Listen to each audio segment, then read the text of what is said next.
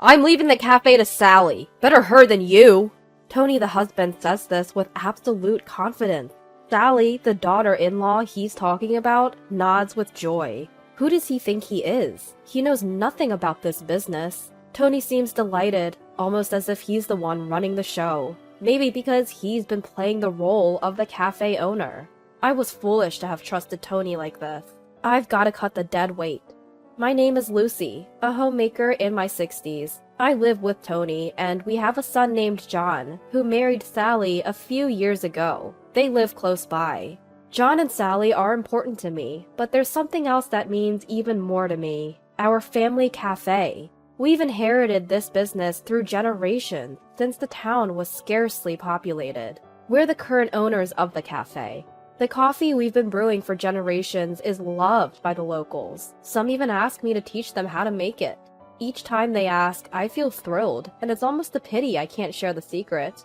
Running this cafe is like a sanctuary for my soul. It's comforting to be surrounded by just the right amount of customers, cook their orders, and serve them. This time is priceless, to say the least. But Tony and I have divergent feelings about the cafe. Tony does handle the administrative side of the cafe, but hardly ever shows up at the place. Why do I have to be at the cafe? Isn't that your job? He would say, essentially neglecting his duties. He's not the Tony I married. Back then, he was all in, saying, let's both work hard on running the cafe. I remember feeling so supported, but after a few months of marriage, Tony lost all interest in the cafe. He never showed up there and seemed to only care about the money it made. How much did we make this month? Can't be much coming from that old shop, huh? It was hard not to be angry when Tony laughed like that. But if I spoke up, I was sure we'd end up fighting, so I stayed silent. Tony was overly concerned about the cafe's earnings, and when he learned how much we made, he tried to pocket it all for himself. The earnings from the cafe are for future expenses, so keep your hands off. Even if I told Tony that, he'd say, it's my shop, so I can take the money if I want to. Stop worrying about small stuff. And he'd take all the profits when I wasn't looking. Tony knew where I kept my banking card. Even if I hid it, he'd find it quickly and take whatever money I had. Thanks to this, I had no extra money left. Tony used all the cafe's profits as his play money and lived lavishly. We'll run this business together as husband and wife, he had said, but those words quickly turned into lies. It was unbearably painful. Please, I want us to manage our finances properly, I pleaded with Tony, but he never listened. Who do you think you are, getting all uppity? He'd scoff. My opinion was never heard, and I was forced to endure. Why, despite all my efforts, was I not rewarded? Why was I only met with suffering? No matter how much I thought about it, I couldn't find the answer. The only reason I hadn't given in to despair was because of the cafe. Going to the cafe and working helped me forget all my troubles. If I looked down, customers would notice right away and say, is something wrong? Want to talk about it? Though it was a relationship between the shop owner and customer, those words felt incredibly warm, and it was all I could do to hold back tears. I was resolved to protect this shop at all costs. I'll do whatever I can for this cafe. I swore this from the bottom of my heart, and that vow remains unchanged. To me, this cafe is the most important thing, and my only solace. Yet, relentlessly, the hardships kept coming. There was one more issue I had with Tony. It was how he treated Sally, my daughter-in-law. Sally, do you have enough money? We have some to spare, so don't hesitate to ask. Thank you, Tony. We're good. John is doing his best. Every month, our son and his wife come to visit us at home. John says it's because he worries about us being alone. From the moment John introduced us, Tony took a liking to Sally. He asked about more than just her career, her favorite type of person, hobbies, and how she likes to spend her holidays. I'm so happy someone as wonderful as Sally is marrying John. I hope we can be close, too. Tony was clearly smitten. The way he spoke gave it away. John noticed this and never intentionally let Sally get too close to Tony. Originally, the monthly visits were supposed to be just John. However, Sally insisted. Tony and his family are important to me too, so I want to be involved. As expected, now that Sally came along every month, Tony was overjoyed. Sally, is there anything you want? Our wedding anniversary is coming up, isn't it? Sally, do you have any free days this month? I found a great place, and I'd like to take you there. If someone as beautiful as Sally ran a cafe, customers would be thrilled. The way Tony pressed on made it impossible for Sally to feel comfortable. Really? That's so kind of you. Tony, you're such a nice guy. Sally wasn't helping. She could have simply said no, but instead led Tony on. Once Sally responded positively, Tony didn't hold back. He piled on the transparent compliments and escalated his approach to her. Both John and I felt uncomfortable with Tony's behavior. Above all, John was having a hard time. The woman he chose was getting too close to his father. To give John a breather, we'd sometimes go to a cafe and work together, ignoring Tony's actions. But Tony would nullify all our efforts with his action. That day was also one when our son and his wife would visit. But Tony's demeanor was a bit different today. He frequently looked over at me, a serious expression on his face. "Just a moment, I need to talk to everyone here," Tony announced. His voice was so somber that we all sat down to listen. "I can't take it anymore." Tony began speaking as soon as he opened his mouth. "What can't you take?" John asked, and Tony let it all out. "Lucy's attitude is unbearable. She acts as if she owns the cafe, not letting me manage the profits. Even though I'm the one who owns the cafe, she looks at me as if I'm useless. It hurts me every time I see that. If Lucy doesn't change, I can't go on like this." I was shocked by Tony's words. Why did I have to hear something like that? Wasn't it Tony who walked out on the cafe we decided to run together? I held back my urge to confront him, seeing he still had more to say. Then Tony dropped the bombshell. "I'm giving my cafe to Sally. She's a better choice than you anyway." I blurted out, "What? Why would he make a decision about our joint cafe all on his own? Shouldn't he be consulting me first?" Meanwhile, Sally, who had been named as the new owner, looked thrilled. "I'm honored to take on this role from Tony. Please, come by sometime," she said cheerfully. Observing her composure, I got the full picture. This had been her agenda all along. To steal my precious cafe. That was her goal. Why hadn't I seen this coming sooner?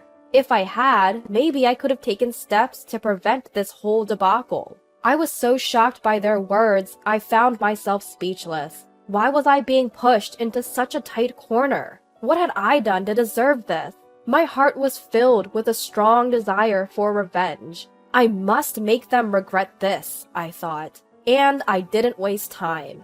As I tried to speak up, saying, "Well, about that," Tony gave me a look as if to say, "Got a problem?" Unfazed, I presented the facts. The legal owner of the cafe is me. My grandfather started it. How exactly were you planning on handing it over? You have no legal ties to the cafe. At my words, Sally exclaimed, "What?" Just as I'd suspected, she had been kept in the dark. Tony had no right to decide anything about the cafe, because I was the one who had been running it. Of course, transferring the shop to someone else is impossible without my consent. For Tony to even suggest giving it to Sally, he must be operating under some serious misconception. "You did say we were co-managing the shop, didn't you? Doesn't that make me part owner too?" "I did say that, and I even tried to transfer the title to you. But when I suggested doing the paperwork, you didn't want to, remember? That's on you." When we first got married, I had intended to give Tony ownership of the shop, but the one who refused was unmistakably Tony. Seeing Tony go pale, as if he'd forgotten all that, I can't help but chuckle at him. When was the last time I saw Tony this deflated? But Sally stood up, as if to defend Tony. "Lucy, that's too harsh. Poor Tony." Saying that, Sally stepped in front of Tony, as if shielding him. Watching her, Tony said, "Sally," in a voice that sounded relieved. Tony was thinking of me when he did this, so please stop blaming him. Sally defends Tony with all her might. John looks at her as if he's dumbfounded. "Are we done here?" I ask, and John nods. Taking that as a cue, I retrieved an envelope from the bedroom. "What's that?" Sally and Tony look at me suspiciously, wondering what's inside. "This contains evidence that backs up your relationship." Saying that, I spread the contents all over the table. Several photographs spill out. All feature Sally and Tony, clearly indicating their intimate relationship. You two were more than just in-laws. You had a romantic relationship, didn't you? As I say that, showing the photos, Sally glares at me, her face filled with rage. "How can you be so cruel? Do you enjoy hurting people?" Sally vehemently accuses me, and Tony joins in. "What are you saying Sally and I did? We were just good friends. What's wrong with that?" Looking at the two protest so vehemently, both John and I let out a big sigh. I started suspecting Sally and Tony's relationship 2 months ago. When I consulted John about the uncomfortably close relationship between the two, he suggested, why not hire a private investigator? So I tapped into my network of friends and hired an investigator to track their activities. It appeared that 2 months was plenty of time to gather substantial evidence. They weren't very discreet.